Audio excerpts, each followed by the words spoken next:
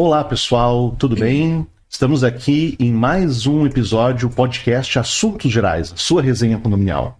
E hoje, uma grande satisfação de receber aqui o presidente e a vice-presidente da Comissão de Direito Condominial da ABA do Rio de Janeiro, Dr. Leandro Sender, doutora Bruna Feitosa, e a minha colega da Comissão de Direito Imobiliário da ABA, doutora Tamires. Quero salientar mais uma vez o meu agradecimento. Agora posso agradecer pessoalmente a ele que está aqui, o Dr. Leandro Sender, e ao Dr. Francisco Egito pela oportunidade. Sempre uma alegria poder vir aqui compartilhar conhecimento e aprender bastante, né? E hoje vamos, neste episódio, falar de um assunto que é um grande calcanhar de Aquiles para a vida do síndico, para a saúde financeira de um condomínio, né? Que é o leilão como uma medida frente à inadimplência condominial.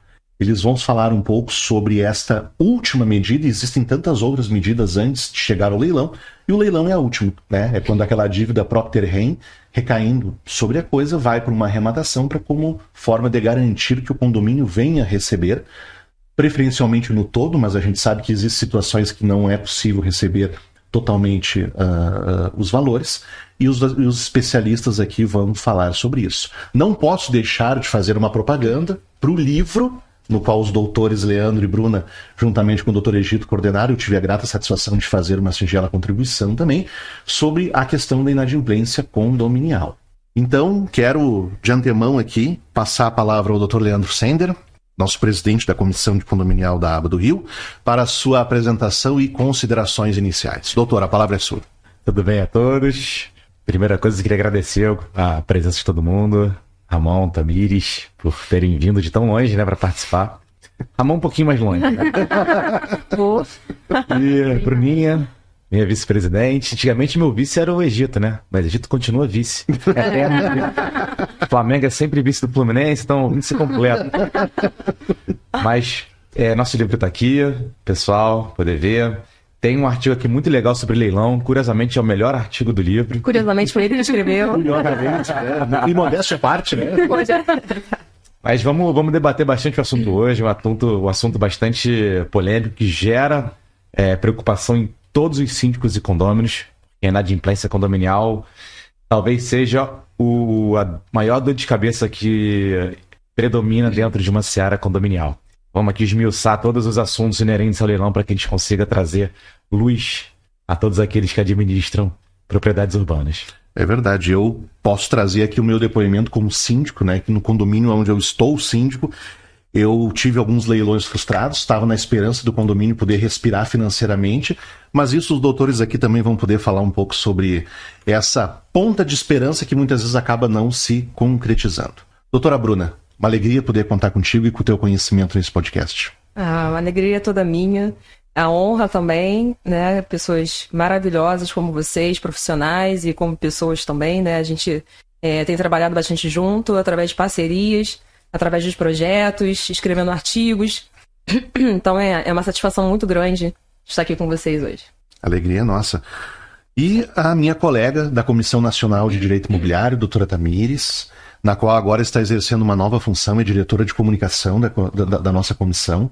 Está aí à frente de um trabalho que é muito importante, que é justamente reunir informações para que possa ser divulgados, para que vocês que estão nos assistindo possam se conectar mais conosco e para que possamos juntos fazer isso que a Bruna disse, se conectar, fazer parcerias e poder crescer. Doutora, uma alegria poder contar contigo nesse podcast. Um comentário só, em breve, diretora de comunicação também da Comissão Condominial. Olha, viu? Convite aqui, viu? Olha, convite ao vivo.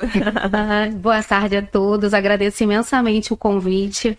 É uma honra estar aqui, né, com profissionais que são referências para mim no direito, e agradeço imensamente o convite do doutor Ramon, também agradeço ao doutor Francisco, doutor Leandro, doutora Bruna. Como eu disse, eu conheci a ABA através de uma palestra dela, e é um imenso prazer poder agora estar dividindo com os doutores esse podcast, né, que vai ser de grande valia para a comunidade condominial. E mais uma vez agradeço o convite, vamos lá nos projetos, né, que a divulgação dos nossos projetos, para que chegue, né, tenha um alcance maior.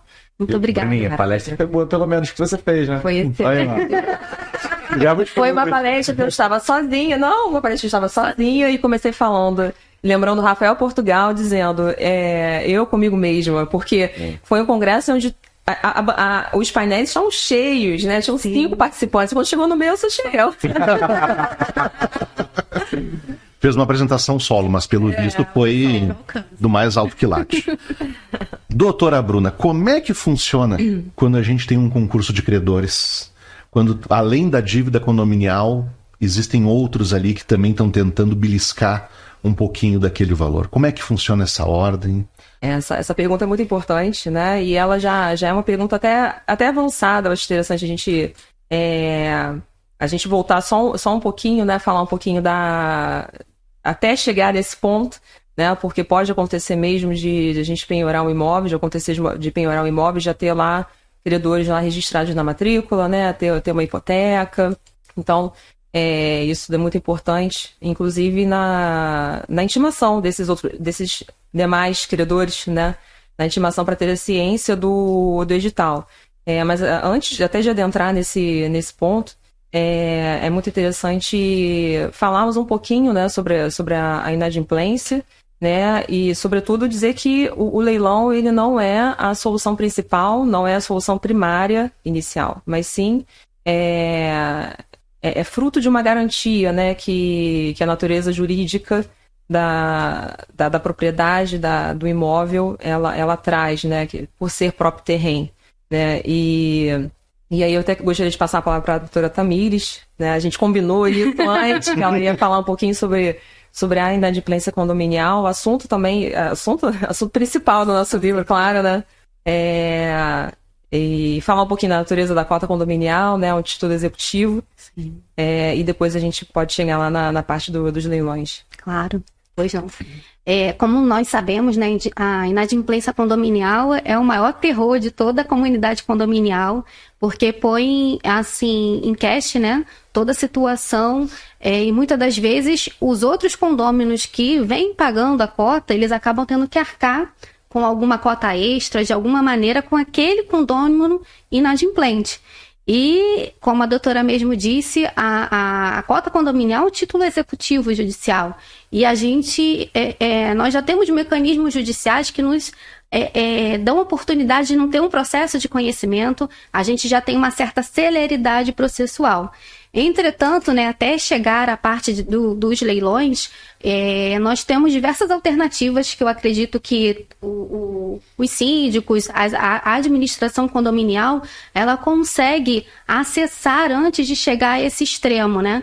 Eu acredito até mesmo que eu verifiquei em algumas situações específicas, em alguns condomínios que eu já prestei assessoria, no caso específico até de mutirões de acordos, essas tentativas de verificar realmente a situação daquele condômino, chegar até ele e verificar. Eu também já tive condomínios que nunca foi pago uma cota condominial e é uma situação que a pessoa abandonou o imóvel. Não é algo assim... Por exemplo, quando acontece, né, muitas das vezes o proprietário vem a falecer, a família nem sabe, nem tem conhecimento daquele imóvel também, a gente sabe... Mas a inadimplência condominial, ela mexe ali com toda a comunidade, com toda a coletividade condominial. Então, até chegar o leilão efetivamente, que seria uma das medidas, né, extremas, vamos dizer assim, a gente teria que tentar, né, buscar alternativas, de buscar esse condômino inadimplente, buscar alternativas, até mesmo verificar o que está acontecendo ali no condomínio.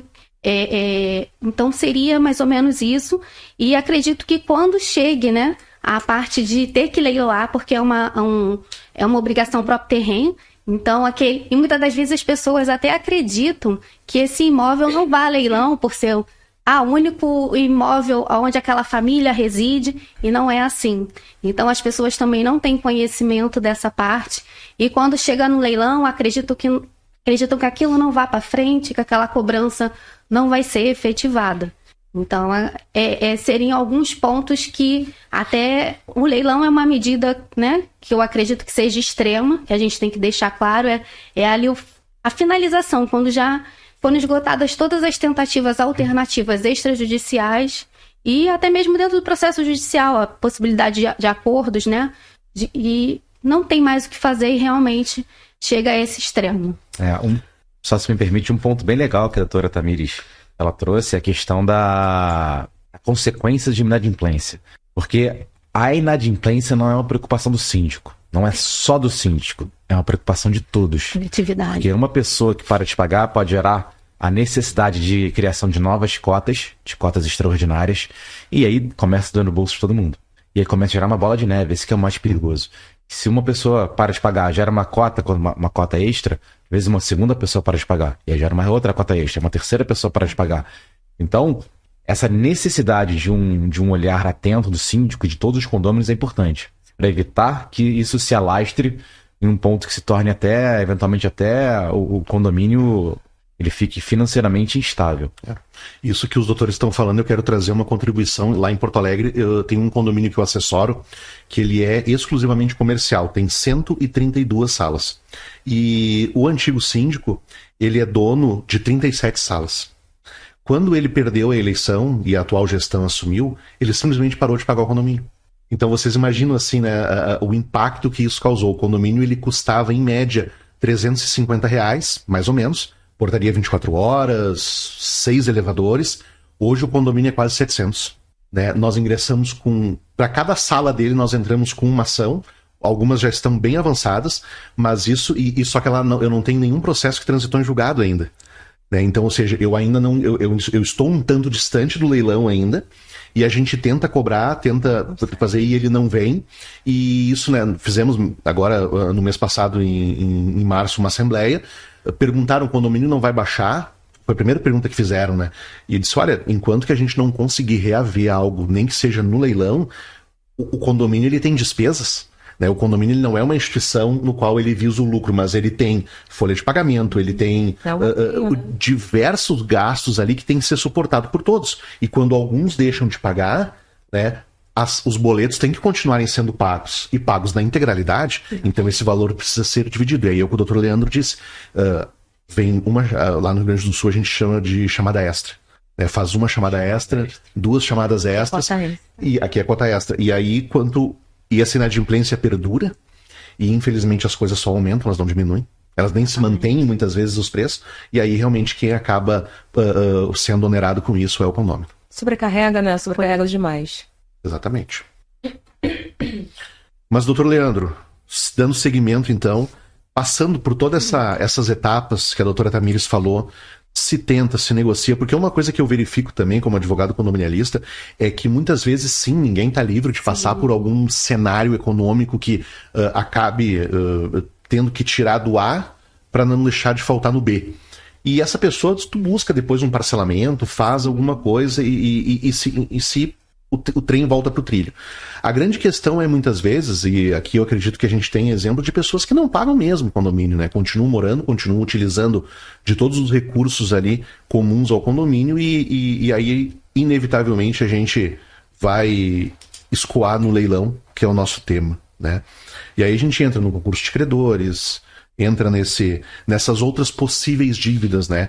Porque daí muitas vezes a pessoa tem um financiamento, daqui a pouco tem a questão fiscal junto com o IPTU também, né? Como é que é mais essa parte? Como é que essa parte ela acaba se operacionalizando?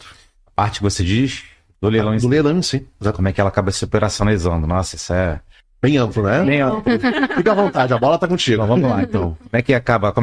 Em linhas bem simples, como é que funciona o leilão? Passo integral dele. Tem o processo ela pode ser uma ação de cobrança ou uma execução, tá? Mas digamos, não vamos entrar aqui na questão processual, que não vem ao caso. Então, depois de encerrada a questão processual, seja com a execução ou não, o primeiro passo é a penhora. Então é feita a penhora daquele imóvel requerido, a penhora é feita e ela é registrada na matrícula do imóvel. E temos a penhora registrada. Segundo ponto, fazer uma avaliação. E aí já começa a ter detalhes mais sensíveis. A avaliação é feita. Como é que é feita normalmente? Vai um especialista avaliador e avalia aquele imóvel de acordo com o preço de mercado. A avaliação pode ser direta ou indireta. A avaliação direta é quando o avaliador consegue adentrar o imóvel e vistoria ele fisicamente. Ele consegue entrar, verificar, e tem a avaliação indireta que, infelizmente, é o que acontece na maioria das vezes. Quando aquele devedor não permite a entrada do avaliador, ele tem que avaliar sem acessar o imóvel. E ele toma como base localização, metragem e preço médio da região. Ponto, assim, não tem muito como fazer, vê o estado do prédio em si, se é um prédio novo, se é um prédio velho, áreas comuns, e avalia. Tem um mecanismo, gente, que Código de Processo Civil estabelece, não vou lembrar o artigo aqui de cabeça, é 800 e alguma coisa do Código de Processo Civil. Ele fala que existe a possibilidade de se fazer a avaliação sem avaliador. Como é que funciona? Uma parte, uma possibilidade, se as partes, como um acordo, indicarem qual o preço, que não acontece nunca, né? Nunca que a credor e devedor concordam com isso, mas o segundo é quando o credor conseguir apresentar para o juiz um preço médio de mercado de acordo com reportagens, com veiculações de mídia. E um deles hoje com a internet, com o avanço tecnológico, é muito fácil de conseguir isso. Por exemplo, Zap Imóveis, Viva Real ou sites similares, a gente consegue apresentar imóveis de uma região, talvez do mesmo prédio, qual é o preço de mercado daquele imóvel já para apresentar em juízo. Isso às vezes pode ser interessante quando o credor não quer fazer uma avaliação, ele quer tentar evitar essa fase de avaliação que pode ser muito morosa. Então ele pode utilizar esse mecanismo. Vamos lá, penhora, avaliação, indicação do leiloeiro, e se marcam as datas do leilão. Linhas bem gerais. Se marca a data, primeiro e segundo leilão, e é feito o leilão. Aí a gente vai entrar um pouco mais a fundo do leilão em si. Um ponto só que vale a pena aqui trazer, de primeiro e segundo leilão, como é que é feito isso. Primeiro leilão, valor de avaliação, tá? Valor da avaliação. Segundo leilão, e aí tem um folclore, gente, que é bom te desmistificar algumas coisas aqui, né? Aqui existe um folclore que primeiro leilão é avaliação, segundo é metade. Isso não é verdade. Tá? Isso não é verdade, não é a regra geral que o segundo leilão será metade. Primeiro leilão, valor de mercado, sim. Segundo leilão, o valor fixado pelo juiz. E o juiz que vai indicar com aquele preço vil, com aquele preço mínimo, que não necessariamente é 50%. Apenas se o juiz não fixar nada, que é 50%. Caso contrário, é aquele fixado pelo juiz. E temos algumas exceções na lei. Por exemplo, imóvel de incapaz, 80%.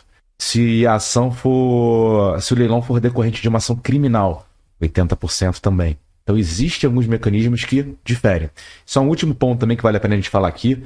E também tem um cenário que existem 3 leilões. Tá? Tem primeiro, segundo e às vezes tem até um terceiro leilão. São nos casos de leilão da lei falimentar, da lei 11.101. E a lei estabelece um regramento próprio para fazer leilão. Como é que funciona? Primeiro leilão, valor de mercado. Segundo leilão, 50%. E aí sim é 50%. Se não tiver arrematante, vamos para o terceiro leilão. Aí é qualquer valor. Qualquer valor é qualquer valor. E na grande maioria das vezes começa em 10% do valor da avaliação. Tivemos leilão agora, no mês passado aqui no Rio de Janeiro, que era um imóvel no Leme, que valia 2,5 milhões de avaliação, e ele começou por 250 mil reais. Isso assim, quando as pessoas falam aquela coisa de conseguir arrematar até 90% de desconto, é nesse caso. Por isso que vale a pena a gente tocar nesse assunto. Que interessante. E deixa eu te perguntar, Leandro, todo esse passo a passo que tu colocou, ainda que de maneira... ele vale tanto para o leilão judicial quanto para o extrajudicial? Não, se extrajudicial aí só... É outra? Aí tem que ser um outro podcast só. Tudo, que cada leilão extrajudicial tem um formato próprio. Você pode marcar um próximo podcast e falar de leilões extrajudiciais. Já está anotado. É porque leilões, né, justamente, tem os leilões judiciais, né, que a gente está falando aí de uma alienação judicial. A gente está dizendo aqui, a gente separou aqui para abordar sobre dívidas condominiais, leilões para cobrir dívidas condominiais, mas existem casos dentro dessa seara da alienação judicial, de pessoas, de herdeiros, por exemplo, que recebem imóveis, né? E aí não tem aquela consonância, um quer vender, o outro não quer. Então, acaba colocando isso, leva isso ao Poder Judiciário para que seja decidido e vendido mesmo de forma alienada, mesmo de forma judicial, que é através do leilão, né? Então, assim, existem várias regras e o leilão extrajudicial, a gente também vai depender, né, da natureza, do contexto que a gente está falando, porque existem legislações que vão trazer regras específicas, como a alienação fiduciária, por exemplo, tem todo um rito ali para ser seguido. Né? Então, é bem interessante pontuar isso, porque quando se trata de uma dívida condominial, né, e falar de leilão dentro desse tema é falar de um leilão judicial. Né? A princípio, a gente não está aqui dizendo, não tem cabimento em falar em leilão extrajudicial dentro desse contexto aqui que a gente está conversando. E o Leandro comentou, né, sobre o segundo leilão. Geralmente, segundo leilão, justamente, né, a legislação ela fala sobre ser determinado pelo juiz ou previsto no edital, e quando não tem nenhum dos dois, 50%, né? Porque 50% do valor do imóvel. Isso para dizer se a gente está falando de um preço vil, né? Um preço que, enfim, preço que muito abaixo ali, né? Perdendo ali a significância do imóvel, né? Então tem que respeitar essa regrinha do valor que é estipulado pelo juiz, ou então o que está estipulado no edital, e se não tiver nenhuma estipulação, 50% do valor do imóvel. Perfeito. E quando é que entra o concurso de credores, gente? Eu estou particularmente curioso com esse ponto específico, porque vocês vão sanar, assim, ó, se não toda a dúvida, mas a principal do meu condomínio. Por favor, quem se habilita? Doutora Tamires? Vou deixar para a doutora Bruna. Existem casos, né? A gente estava conversando aqui sobre até jurisprudências, né? Que são precedentes, né? Não está pacificado, né? Mas, por exemplo, a gente tem casos aqui de leilões dentro de processos trabalhistas, então a gente está falando de jurisprudência lá do TST também, né? E aí, por exemplo, o imóvel ele foi leiloado para quitar aquela dívida trabalhista, a qual tem preferência, né, mediante uma dívida condominial. E aí, ao verificar, o leiloeiro ele identifica ali que existe uma dívida condominial também. Então, nesse exemplo, essa dívida, esse valor do imóvel, ainda que tenha ali um arrematante, não cobriria, por exemplo, o valor da dívida condominial. Então, é muito importante. Acontece que o leilão ele tem natureza originária, de aquisição originária e tudo mais, né? E aí, quando a gente fala natureza de aquisição originária, diferente aliás, igual ao usucapião, que também tem a natureza de aquisição originária, né? E diferente de uma compra e venda comum, uma compra e venda usual. Por quê? A grande diferença porque é justamente a sequência, né? A necessidade da gente registrar na matrícula o histórico daquele imóvel, né? Por onde ele passou, quem se tornou proprietário e quem foram os próximos, né? Então a ideia é justamente o arrematante ele adquirir imóvel sem gravames, sem nenhum problema ali junto com o imóvel. Então, livre, né? Livre de qualquer impedimento. Tá? Então, mas acontece que as dívidas condominiais, assim como as dívidas de IPTU, também as dívidas de impostos, elas têm a natureza do próprio terreno, como a gente já comentou, né? Então elas não seguem, na verdade, o proprietário, elas seguem o imóvel.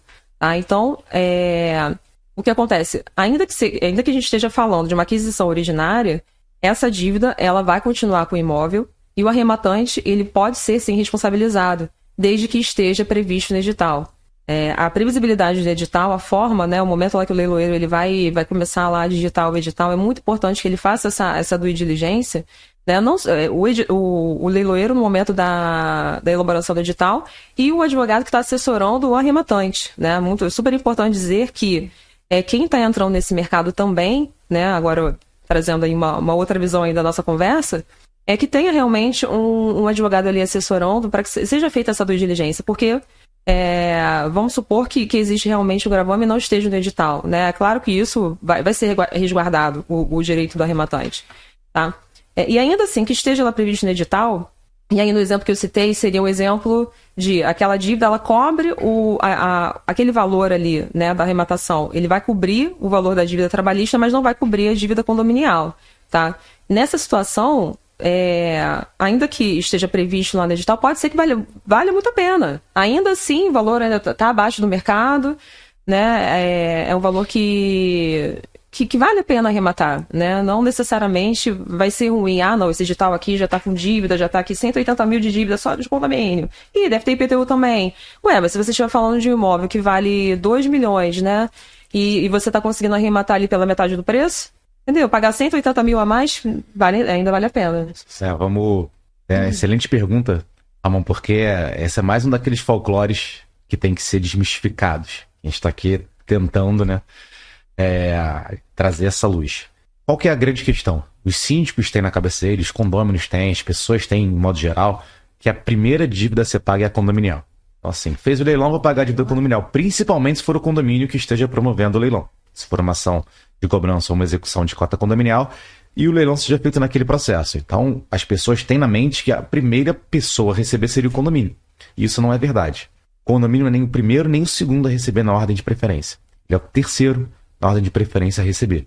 Primeiro são os trabalhistas, segundo, tributário, terceiro, condominial, quarto, credores decorrentes de algum direito real, hipoteca, por exemplo, e por último, os quirografários, que são os reais. Esse é o concurso de credores. E isso existe uma problemática muito grande quando a gente fala disso, que é quando a dívida trabalhista eventualmente está maior que a dívida, que o valor do imóvel. Eu tenho um caso desse lá no escritório, que temos uma penhora, mas a dívida trabalhista é de 10 milhões de reais. Mal avalia, se eu não me engano, 1 milhão. Isso a gente vai falar com a gente, o que a gente faz agora? O que a gente faz é que a gente vai ter que agora buscar novos bens. E esse imóvel aqui já está praticamente todo... Já está fechado, né? Está praticamente condenado, né? Assim, a dívida está assim, condenado do ponto de vista de valor. E a gente começou a pesquisar e descobrimos um outro imóvel dessa pessoa que não tem nenhuma penhora trabalhista ainda. Se vier uma penhora trabalhista também, mais uma vez a gente fica para trás. Então a gente agora está tentando focar nisso. Então, assim, na verdade é uma corrida contra o tempo, tá? É uma corrida contra o tempo e principalmente uma corrida do judiciário, né? Que a gente sabe que não é tão ágil. Trazendo aqui exemplos práticos, né? Lá no condomínio que eu estou como síndico, a inadimplência ela é de 62%. Né? São 44 salas de uma loja. É uma situação bem peculiar, este condomínio, porque o que acontecia? 20 salas dessas 44, elas eram ocupadas por um tabelionato de notas. E aí, lá no ano de 2006 ou 2007, o tabelião morreu. E aí, o que se descobriu? Se descobriu que essas salas não estavam em nome do tabelião, na matrícula. Estavam no nome de terceiros, em CNPJs e CPFs. E aí começaram a ingressar com ações, na época, lá por 2007, 2008, 2009. E só agora, 2022, 2023, é que alguns leilões começaram a sair. E aí, o que acaba acontecendo? E isso aconteceu muito no ano passado, aconteceu com 2 imóveis. Foram leiloados já no primeiro leilão, foram arrematados ali por 60%, 70% do valor de avaliação, aí dão 30% de entrada e parcela o resto em 36 vezes. Ok, isso me dá um certo gás, por quê? Porque daí eu tenho aquela pessoa que a partir dali vai começar a pagar o condomínio, ok, isso aí me ajuda muito. Eu tenho aquele valor que entrou e vai ir entrando. Só que o que acontece? A dívida condominial, e nos meus casos eu não tive concurso de credores, eu não tive IPTU, não teve ação trabalhista, tá? Era só realmente a questão. Só que a dívida do condomínio ficou tão grande, imagina, mais de 10 anos. E aí o que acontece? No edital lá do leilão vai dizer o que não, daqui pra frente. Mas aquele valor para trás ali, nós vamos ir sempre tentar buscar do antigo proprietário. E aí é que é o problema. Se tem bem, se vai se achar alguma coisa, e muitas vezes a resposta é negativa. Já existe alguns precedentes, tá? Não está algo...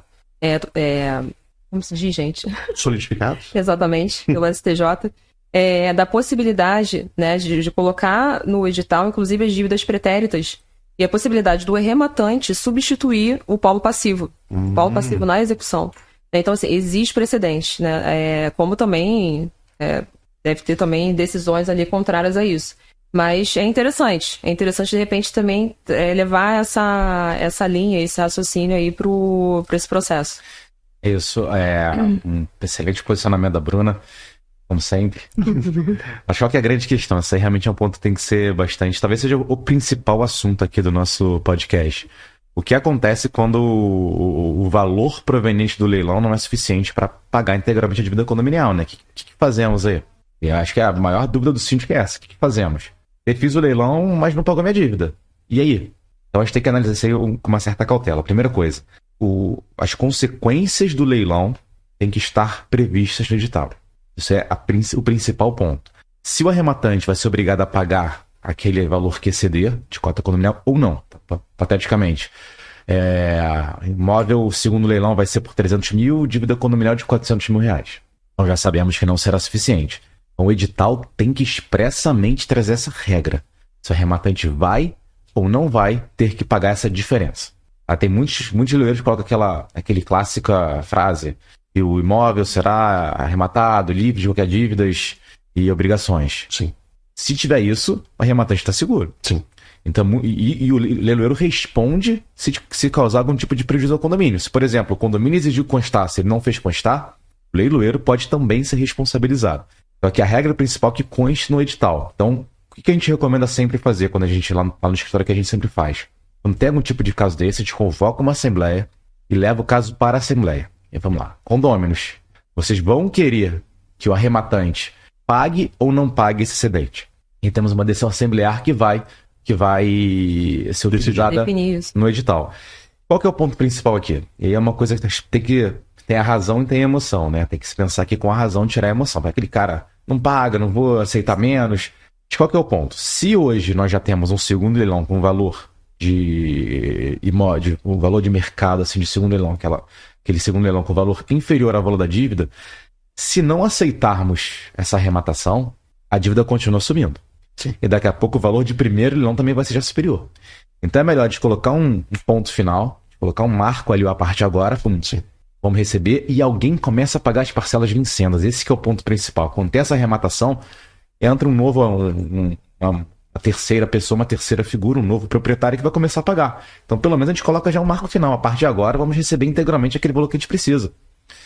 E quando o condomínio pensa de ser do contrário, acho com o coração daqui com a cabeça, isso acaba eternizando o problema. Porque, na verdade, acaba até, inclusive, afastando possíveis interessados, né? Exatamente. De dizer, não, eu não vou empregar o meu valor aqui, neste condomínio, com essa regra criada no edital, sendo que eu posso ir no condomínio vizinho e ali a regra está mais favorável a mim, né? Exatamente. Esse é a grande questão.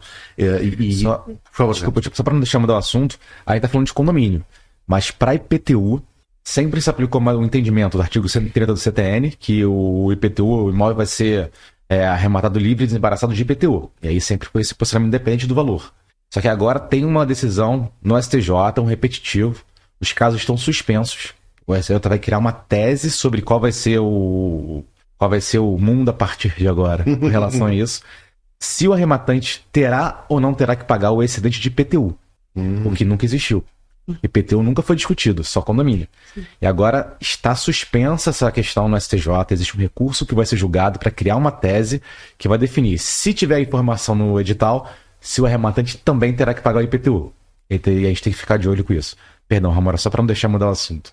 Não, é justamente isso, né? Então, quem está nos assistindo consegue perceber, não só partindo do pressuposto que um mês de inadimplência já provoca todo um impacto nas finanças do condomínio, mas percebam toda essa série de decisões que, a partir de uma ação judicial, a partir da ação de cobrança e a questão do título executivo, até se chegar no leilão. Aí você pensa assim, bom, chegou no leilão, resolveu o meu problema. Não resolveu o teu problema. Abriu um novo capítulo, aonde tu vai ter que ver assim, qual é o mal menor que a gente vai conseguir, dependendo do tamanho, né?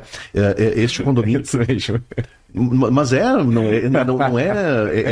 nós vamos resolver, nós não vamos resolver, nós vamos tentar achar um caminho menos ruim. E aí tu leva pra assembleia e aí tu, como assessor jurídico do condomínio, tem que olhar e dizer assim, gente, a gente tem que decidir o seguinte, vamos que o arrematante vai pagar toda a diferença. Ok, maravilha, mas aí podemos não ter arrematantes. Ou a gente bota o ponto final aqui, olha pra frente, né? Mas a dívida anterior ela vai continuar sendo cobrada contra aquele devedor. Mas é certo? Não é certo. E o termômetro para isso, eu acho que vai ser muito em relação ao valor do imóvel, né, e o valor da dívida. Porque se ainda assim, se a gente colocar as dívidas pretéritas e o valor ainda estiver bem menor, né, do que o valor de avaliação, o valor de mercado do imóvel, ainda vale a pena colocar porque, enfim, né, eu acho que isso, agora, sempre que se trata de condomínios, a gente vai lembrar sempre de assembleia, porque a gente vai precisar de votação. Sim. Por isso que é sempre algo realmente muito complexo, né? Não é nada fácil, quando envolvem muitas pessoas, né, para decidir. E um ponto importante, que quando a gente fala de não cobrar do arrematante, não significa renúncia à dívida. Não, o processo continua, tá? Isso é muito importante. O processo continua contra aquele antigo condômino para cobrar aquele valor. Se ele vai ter bens ou não, aí são outros 500, é uma outra discussão.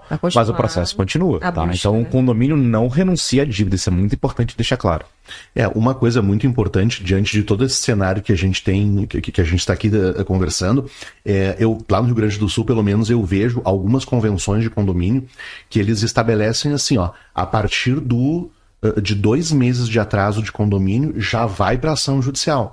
Porque vocês vejam, toda essa morosidade, eu não sei aqui no Rio, em média, quanto tempo demora do dia que eu entro com uma ação até ter uma sentença, por exemplo. O que demora mais ou menos? Não. Vamos entrar nesse mérito. Você deve ter encontrado com algum cliente. Tem muitas de clientes, Ramon. Olha, Não, lá- todo mundo... Lá leva quanto tempo? Quanto tempo? Lá, assim, ó, muito moroso, em 12 meses eu tenho uma sentença. 12 meses. E aí vai pro Varia tribunal, bastante. que geralmente o pessoal vai, bota assim de entre 4 e 8 meses o tribunal. Não, aqui às vezes leva 1, 2 anos pra ser Varia sentença, dependendo do Varia caso. bastante. Depende muito da questão da citação. No meu condomínio em si, o que acabou demorando demais foi tu achar a pessoa. Não, esse é o principal Acontece problema. muito. Conseguir encontrar. Esse é o principal Às vezes problema. acontece muito isso. E aí, mas agora um outro ponto que o Leandro trouxe aqui que merece um certo destaque também, e aí a gente tem mais uma situação onde a gente vê o Poder Judiciário tendo que criar uma tese, né? A questão de IPTU. Exatamente. Que isso também é uma dentro de toda essa seara. O recurso partiu do Rio aqui? Não lembro. Se partiu do Rio, eu não lembro. De cabeça, não posso pegar o número. Não, é interessante isso porque é uma dívida própria terreno também sobre a coisa e ela entra dentro dessa lista de concursos de credores e como é que vai ficar, né? Então, E antecede a dívida condominial, né? Também. Isso, como se eu e antecede a dívida condominial. E a questão, claro, as prefeituras geralmente elas são bastante diligentes nesse sentido, mas é os 5 anos ali da prescrição. São Paulo. Recurso 1.914.902 de São Paulo. Tá? Aqui só para botar aqui qual é a tese que vai ser julgada. Responsabilidade do arrematante pelos débitos tributários anteriores à arrematação. Débitos tributários. Anteriores à arrematação. Incidente sobre imóvel em consequência de previsão em edital. Se está previsto em edital, se ele paga ou se ele não paga até o limite ali, ou se ele vai pagar o excedente todo. E quando a gente tem a questão ainda da alienação fiduciária? Esse aí é... Como é que a gente faz, doutor Leandro, hein? Esse aí A é... gente tem precedente também nesse sentido. Esse aí é uma primeira coisa. Vamos pegar o que é uma alienação fiduciária bem rapidinho nessa praia, vamos entender. Linhas bem simples. É basicamente aquele financiamento bancário. Assim, resumo do resumo. A alienação fiduciária é a garantia atrelada àqueles financiamentos bancários. Então, basicamente, o vendedor, ele transfere a propriedade fiduciária, perdão, o comprador, ele transfere a propriedade fiduciária para um banco, ou quem quer que seja o credor fiduciário, que vai ficar em garantia até o pagamento integral daquele financiamento. Serve para empréstimos, para compra de imóveis, qualquer tipo de transação que envolva algum tipo de alienação fiduciária, algum tipo de garantia, algum tipo de pagamento parcelado, pode ter essa modalidade e funciona mais ou menos assim, tá? Em linhas bem simples, para não perdermos tempo. Agora, quem paga, deixa eu te explicar como é que funciona. Você pega uma moeda e joga, cara ou coroa. Cara é o credor, coroa o devedor. Bem simples assim. Por que disso? A Bruninha até falou, mas é que hoje nós não temos uma posição pacificada. Temos no STJ 2 decisões e uma fala A, outra fala B. Então nós não temos a posição. Uma diz o seguinte, quer falar, Bruninha? Fala você. Não, pode falar. Fala. Não, antes disso, antes de chegar nessa questão, né?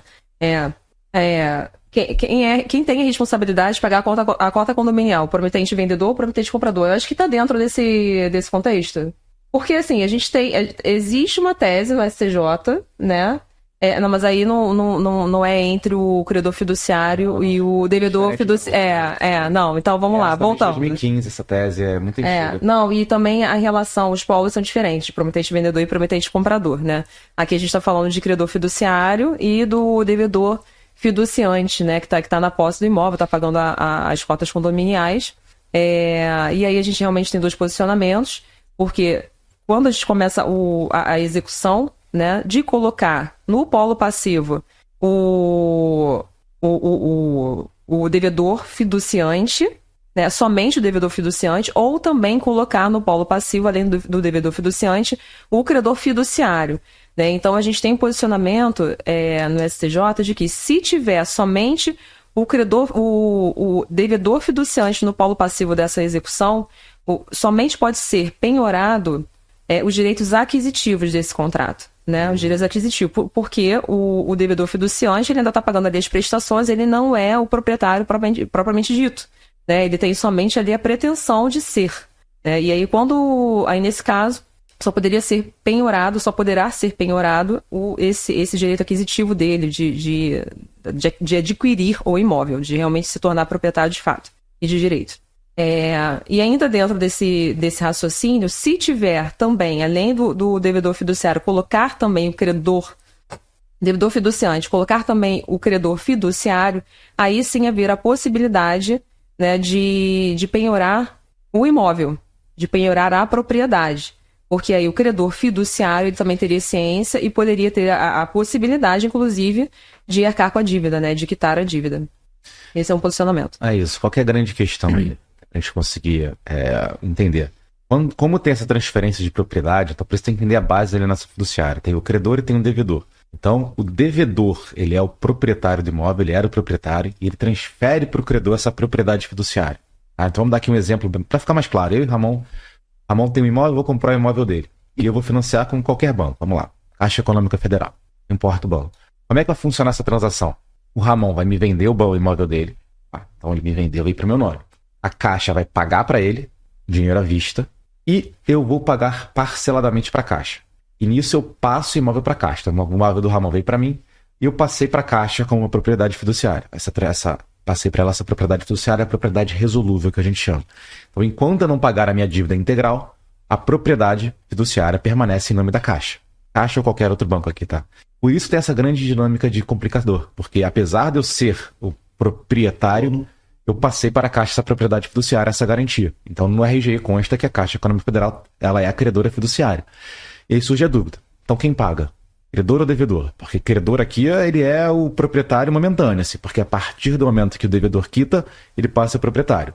Por outro lado, se o devedor para de pagar, o credor executa, consolida a propriedade e passa a ser o proprietário pleno.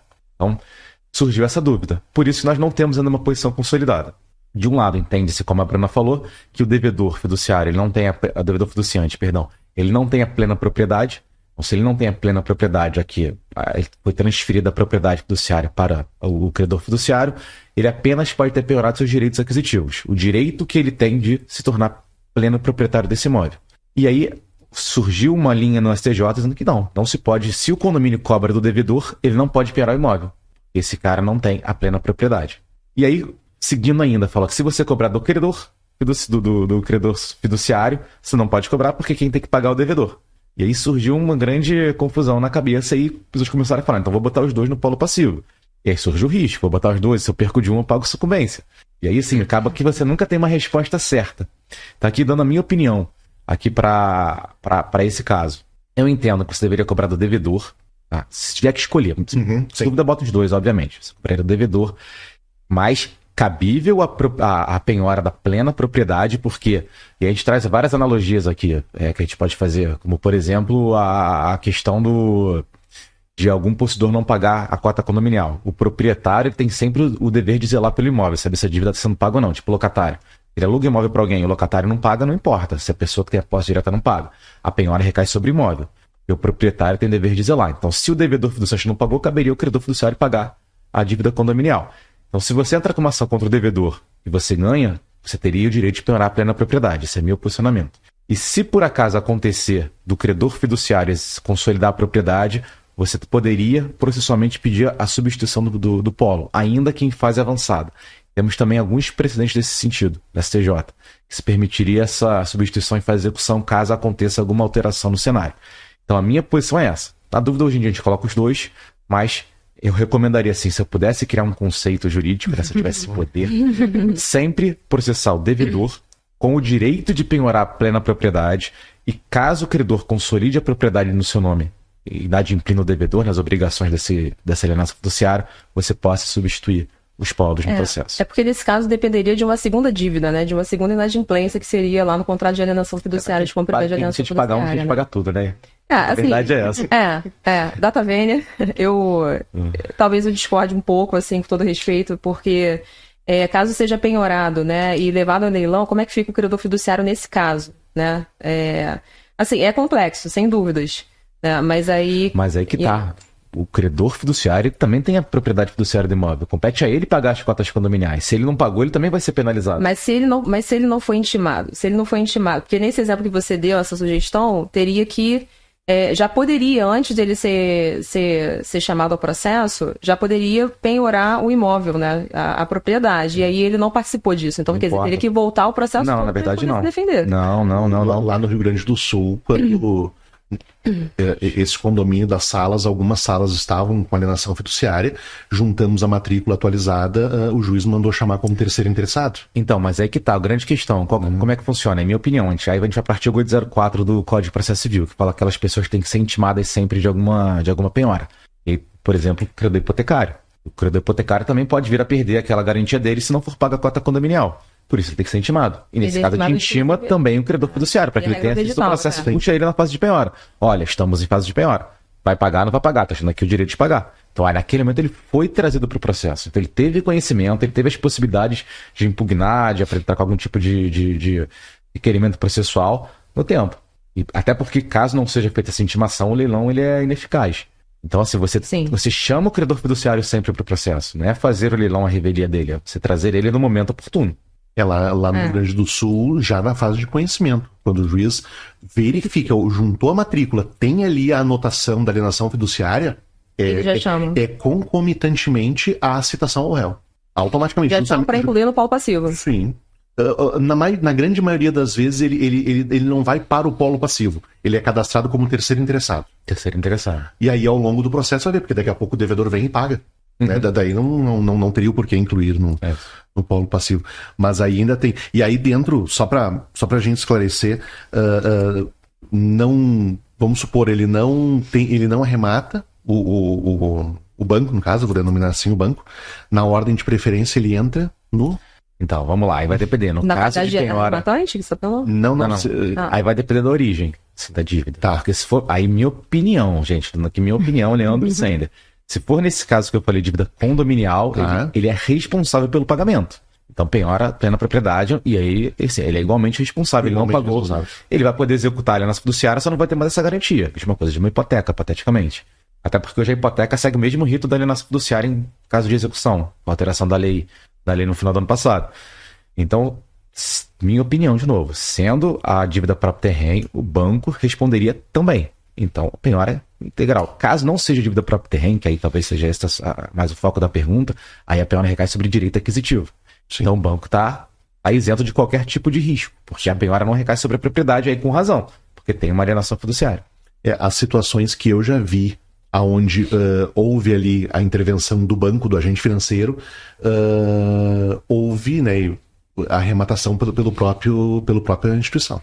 Entende? Para realmente tomar... em dívida condominial, estou falando de dívida condominial. Na prática, na grande maioria das vezes, a execução da alienação fiduciária vem antes da execução do condomínio, porque é muito mais rápido. É uma execução extrajudicial que dura meses.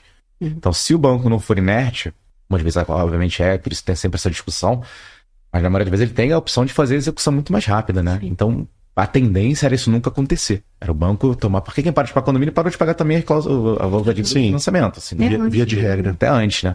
Então, normalmente a ideia era que isso não acontecesse. Mas se seguir, aí eu mantenho a minha posição, mesmo que não concordem. Tá certo. Gente, quando o assunto é bom, e quem participa entende muito isso, o tempo passa muito rápido, né? Estamos já fechando aí o nosso período. Quero agradecer muito ao Dr. Leandro Sender, a doutora Bruna, a doutora Tamires. Espero que nós tenhamos aqui conseguido, de certa forma, trazer mais esclarecimentos. Se todo mundo aqui está saindo com mais dúvida, com certeza, tranquilo. Aí o podcast atingiu o objetivo. Porque a ideia é essa, é justamente fomentar e instigar a gente pesquisar sempre cada vez mais e entender realmente todo esse processo, toda essa etapa que é a última. Né, a última de uma dívida própria terreno condominial, que é a questão do leilão. Vou passar a palavra, 3 minutinhos para cada um fazer as suas considerações finais e deixar aí o seu recado. Doutora Tamires. Não, uma verdadeira aula, né, que nós tivemos aqui com o Dr. Leandro e com a doutora Bruna. E como nós dissemos anteriormente, né, o leilão é uma medida para conseguir, né, de certa forma, não acabar, mas tentar reaver um pouco, né, dessa parte das cotas condominiais, dessa inadimplência condominial. O que é um adendo, né, que eu gostaria de fazer é a questão da necessidade de uma assessoria jurídica, né?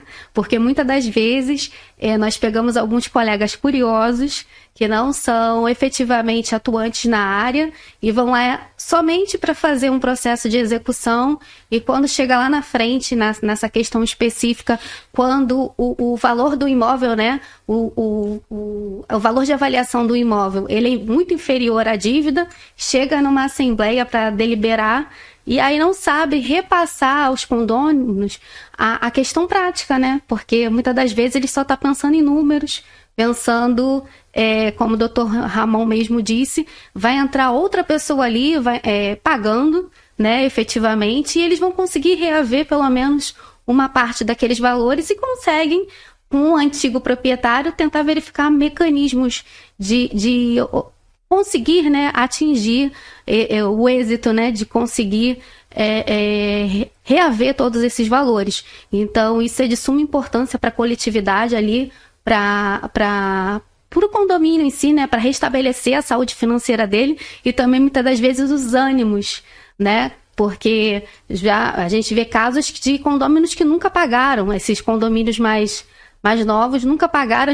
Obviamente que a gente tem perfis, né, de devedores, mas acredito que uma assessoria jurídica é de extrema necessidade nesse ponto, para que nós possamos levar aspectos práticos para dentro da comunidade condominial. Mais uma vez agradeço a oportunidade, foi uma verdadeira aula aqui com os doutores. Doutora Bruna. Agradeço também imensamente, né? Acho que foi um debate bem legal, mesmo discordando. Chateado comigo, não. Mas debate bom é esse, os que a gente discorda, né? A graça é essa, se todo mundo concordasse, trabalha. Não, eu também acho que são temas, né, que a gente precisa, na verdade, debater muito mais, né? A gente tem que se aprofundar mais, realmente discutir também. Direito é isso, né? Direito, a gente, claro, de repente, a gente tem uma opinião hoje, pode ter uma opinião diferente amanhã, o STJ é assim, por que a gente não vai ser assim? Né? Então, esse debate realmente é muito importante, fomenta bastante conhecimento, né? Trazer os desdobramentos, né, de um leilão, como a doutora Tamiris comentou, né? É super importante para trazer, olha, pode acontecer isso no futuro, né? Vamos fazer desse jeito aqui que vai ser melhor. Por isso a importância do síndico entender também o que pode acontecer lá na frente, né? Não somente claro, a prevenção, ela é super importante. Eu conheci um síndico que falava que a última conta que ele pagava era a conta do condomínio, assim, nesse nível. Que bom que ainda cabia no orçamento dele, né? Pois pelo menos ele pagava, mas ele deixava por último, entendeu? Porque também se não sobrasse... Era que ele ia atrasar. Pois é, né? Então, enfim. É bom trazer essa consciência para os condôminos, claro. E é isso, né? Fico aí aberta também para mais discussões, mais debates. É sempre muito bom mesmo. É muito bom falar de direito, muito bom falar dos casos também, né? Os casos que nós temos no escritório, no dia a dia. Isso é muito enriquecedor, né? Agradeço a todos vocês. Nós que agradecemos. Doutor Leandro? Bom, pessoal, queria agradecer a todos vocês, mais uma vez, Ramon, Tamires, Bruna, por termos dividido esse espaço. Agradecer a todos que estão nos ouvindo também, que disponibilizaram esse tempo para ouvir essa conversa furada aqui. Mas muito obrigado mesmo. Como a doutora Tamires falou, realmente é muito importante ter uma assessoria jurídica de confiança. A relação do cliente com o advogado é a mesma de um psicólogo, tem que ser relação de confiança. Tem que ter segurança naquele advogado que você contratou, porque ele vai te orientar e você tem que seguir aquela orientação dele. Então, tem que estar seguro da contratação que você fez. Esse é um tema muito espinhoso para a gente falar, são diversos assuntos que não têm uma posição consolidada, então debates surgem, discordâncias surgem, e todas são completamente razoadas, né? Tem uma base jurídica para isso. Se nem o STJ conseguiu chegar numa posição, quem dirá nós, meros seres humanos. Então, aqui nós falo mais uma vez do nosso livro, tá? Quem quiser comprar, ele tá vendo em todas as plataformas, Amazon, site da Foco. É um livro bem legal que a gente fez na nossa comissão. A gente tentou absorver todos os principais assuntos da inadimplência condominial. E eu acho que a gente conseguiu. Ficou bem bacana, está sendo bem elogiado. E, por último, agradecer de novo a todos por isso. E nos vemos futuramente em novos podcasts, eventos e bate-papos. Um abraço, gente. A gente que agradece. Nosso muito obrigado a vocês que estiveram aqui conosco. Entre no canal Assuntos Gerais, a sua resenha condominial. Curte, compartilha. Muito obrigado a todos mais uma vez e até uma próxima oportunidade. Obrigado.